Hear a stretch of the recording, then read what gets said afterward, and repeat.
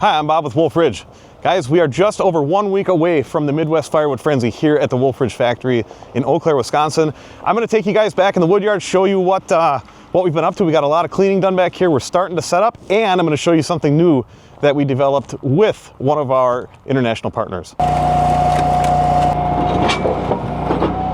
All right, starting over here, you can see we have a bunch cleaned out. Nick has been really crushing it back here, getting stuff tidied, organized.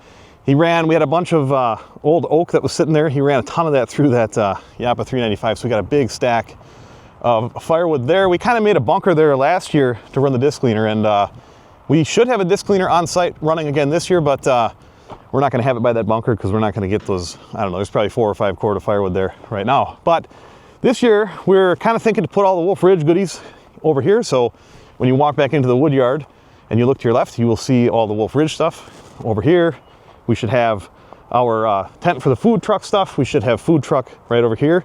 And then our bathrooms will be on the other side of those totes.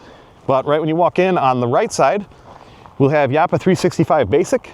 This one we won't be running, but it will be on display. And further back from that, there is a Yappa 315 tractor PTO powered.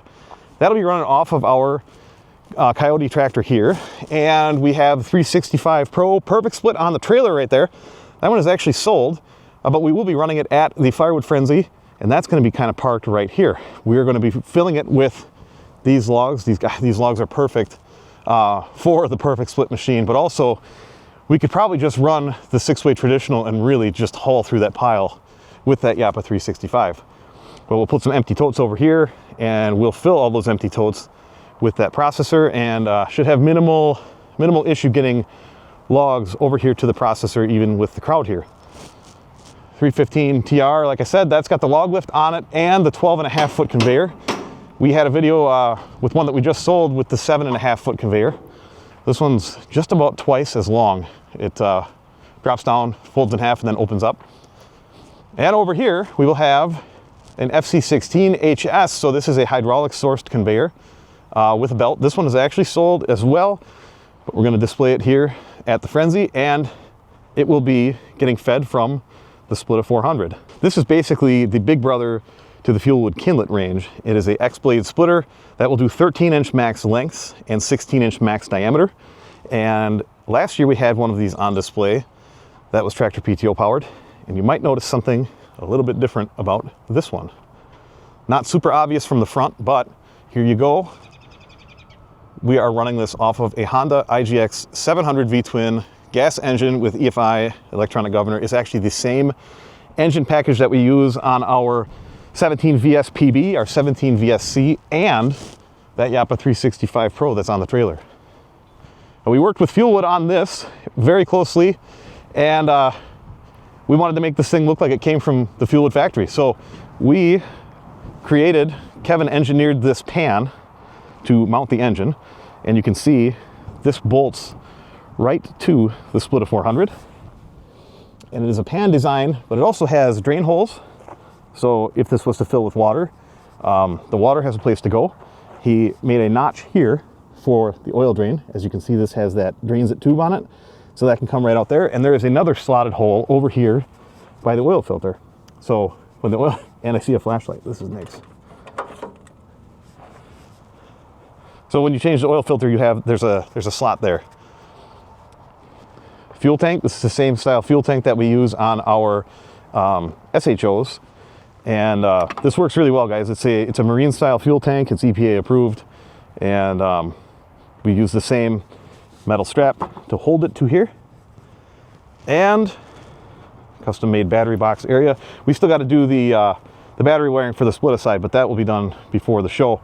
So this thing is turnkey. We can start the engine and we can split wood, no tractor required. One of the really cool things about the Splitta 400 is that it has output for a conveyor and speed control right here, flow control right here.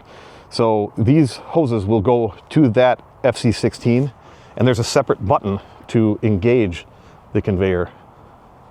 And got a few rounds in here right now.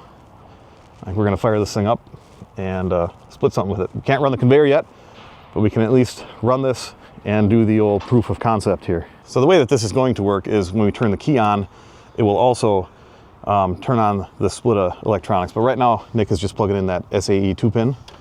You'll hear the hydraulic oil cooler kick on, and then you'll also see voltage here. So you can see we've got 12.1 volts at the battery. That's fantastic. This stop button is for the Splitta's electronics, not for the engine. So we'll start the engine up here. And we run this at 3,600 RPM. I don't know if the screen actually shows reasonably here. Sometimes it'll pixelate in the video. It's not doing that in real life, but we've got cylinder head temperature, we've got battery voltage, we've got fuel consumption per hour. Right now it's using 0.7 gallons per hour, and engine RPM here, and then this is how many hours are on the machine. With the Splitta 400, I can do the stop lever there, and I gotta make sure that this right here is my stop start for the hydraulics. And what's kind of cool about that is right now you can see it's pointing towards start. If I open the hood, that will engage a mechanism to put it to stop. So we'll put it to start, and up here we'll hit the start button. And I'm gonna try to get in here to show you guys.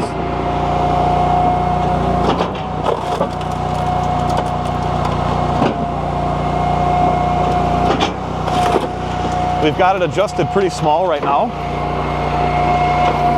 You can see that there are fingers that grab the wood and bring it to that X blade, and that X blade just cycles. And also, each time there's a split cycle, this infeed belt will run as well.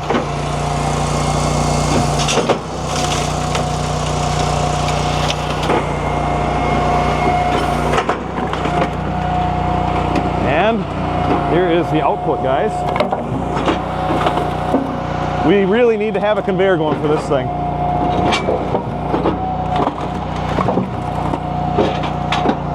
Look at that stuff. I'm going to stop the Splitta, and I'm going to throttle this down. Shut it off.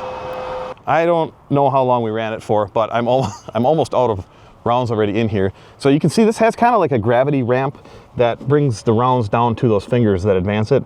And when you get to the last, you can see that those fingers only go probably to this last round. So when you get to the last round will kind of sit in there. You know, that's just a kind of like a push-through wedge. You know, you always have to clean out the push-through wedge. Your last round in here will always just kind of sit there because the fingers only go so close to the X blade, and then this belt here gets those rounds to that ramp. But I'm going to open the hood here because I left the wedge partially engaged. When you open this, it's got a automatic latching like prop rod there. And flip this up.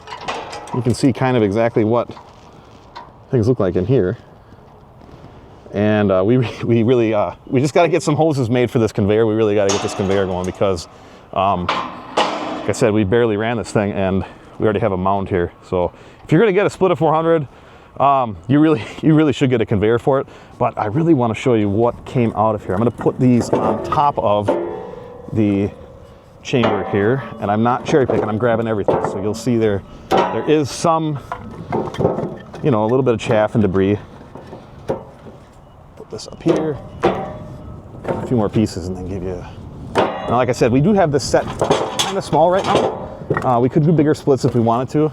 And I can also adjust there's a little bit of string holding these on right now. We can adjust that wedge so it goes just a little bit further. We have a little bit of a safety net right now, but this still works.